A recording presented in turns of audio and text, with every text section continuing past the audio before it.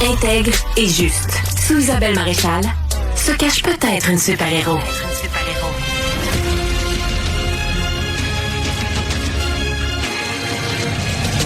Isabelle Maréchal. Je vous fais une confidence. Cette jeune humoriste qui est notre invitée, je la suis depuis longtemps et j'avais prédit, je me pète les bretelles de ça aujourd'hui, qu'elle serait vraiment une grande star. Et sincèrement, après plus de 100 000 billets vendus pour son tout premier One Woman Show, le premier, Mégane Brouillard, merci d'être là. Trois trophées au dernier gala, les Oliviers 2026, l'Olivier de l'année. C'est la consécration à tout juste 26 ans et 3 quarts. Oui. Ma fête, c'est en juillet. Je suis un lion. Si jamais ça intéresse personne, là. Mais non, ça a pas de bon sens. Je m'attendais à rien de tout ça, là. À rien. C'est fou quand même. Ça dépasse ses attentes. C'est tellement vivre un rêve, là. C'est fou, là. C'est tellement un travail plaisant. Tu sais, mettons, ça me permet de faire des affaires folles, là. Moi, j'ai été au testeur cette semaine. J'ai fait des tests bien bizarres.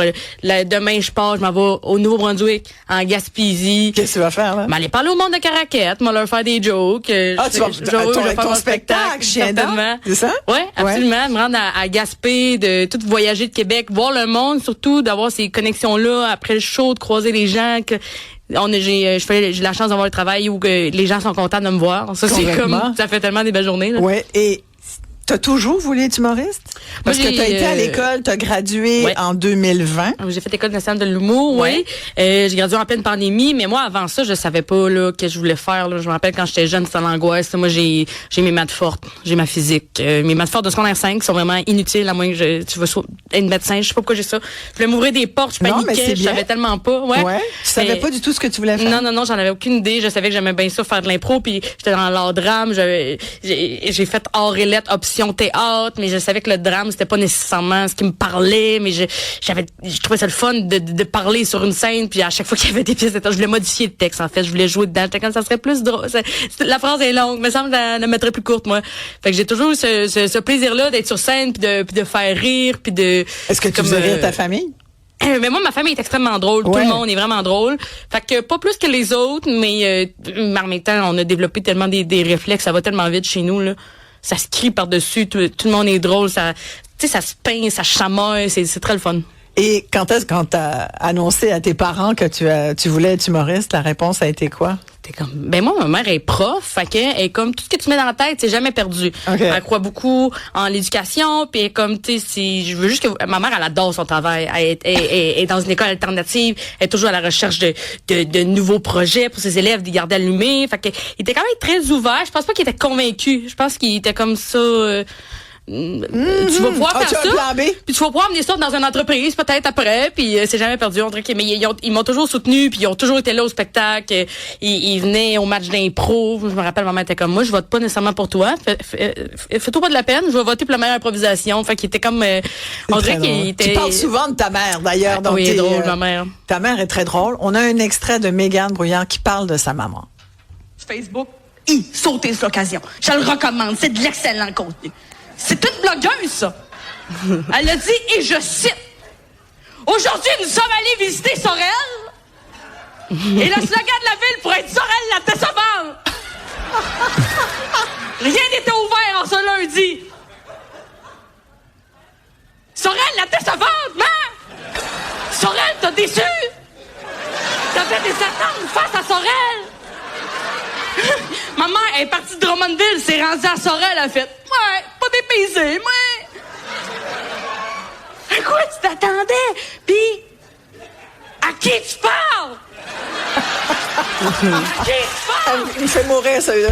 J'ai dû le voir 50 fois. Elle est tellement le fun, mais c'est que ma mère, c'est une dame profondément curieuse qui veut visiter le Québec. Moi, je me rappelle quand j'étais jeune, tout le monde était comme, on revenait, tu sais, mettons, après les vacances d'été, tout le monde avait été à All Orchard, tout le monde avait été visiter, il y en a qui sont allés en Italie. Nous autres, on était comme, on a visité le musée de l'Ardoise de Richemont.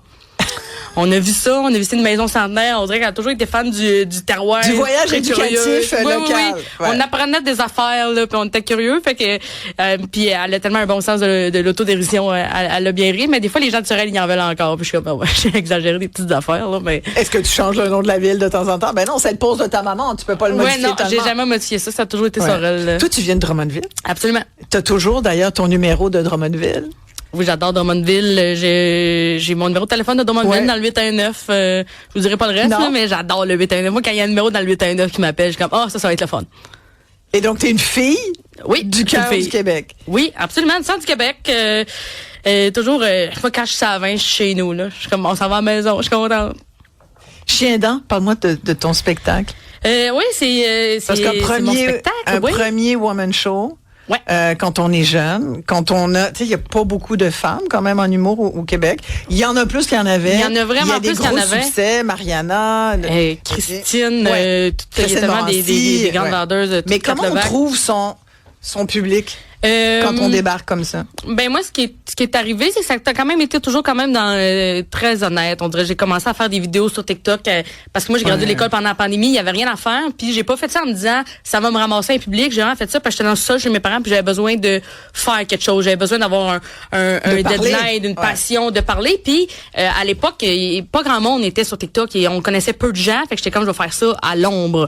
Moi, c'était comme un petit projet d'ombre, puis finalement tout le monde est arrivé, puis mais ça m'a aidé aussi à découvrir mon univers, de quoi je voulais parler, en faisant le montage, de me réécouter, de faire comme c'est pas écoutable. Parce que c'est quoi la phrase, je viens de dire, là? J'articule tellement mal, mais ça arrive depuis que je suis jeune, puis de fil en aiguille, l'idée du spectacle est arrivée, puis j'ai pu retrouver la scène qui était mon médium premier, mon premier amour, puis c'est tellement le fun, faire du rodage, puis de regossailler des affaires, puis de perfectionner, de recouper, de challenger, de regossailler, c'est beaucoup de dirigeage. Ouais, ça c'est quoi, c'est Drummondvillois, ça? Regossailler, c'est qui veut bien le prendre. C'est Mégane Brouillard, ouais. Puis le spectacle Chien dent, c'est une mauvaise herbe. En fait, c'est un mot qui est le fun à dire, je trouve.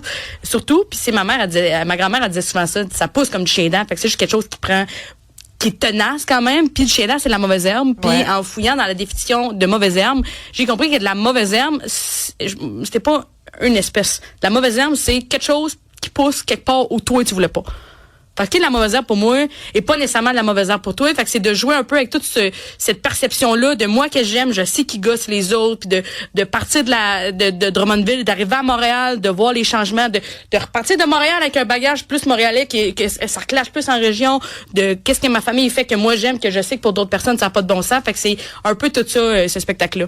C'est magnifique. On arrête ici. On revient. Vos commentaires sur Mégane Brouillard? Appelez-nous, 1-877-827-2346, 187 Cube Radio. Si vous voulez lui dire coucou, gênez-vous pas. Ben oui. À tout de suite, tout le monde.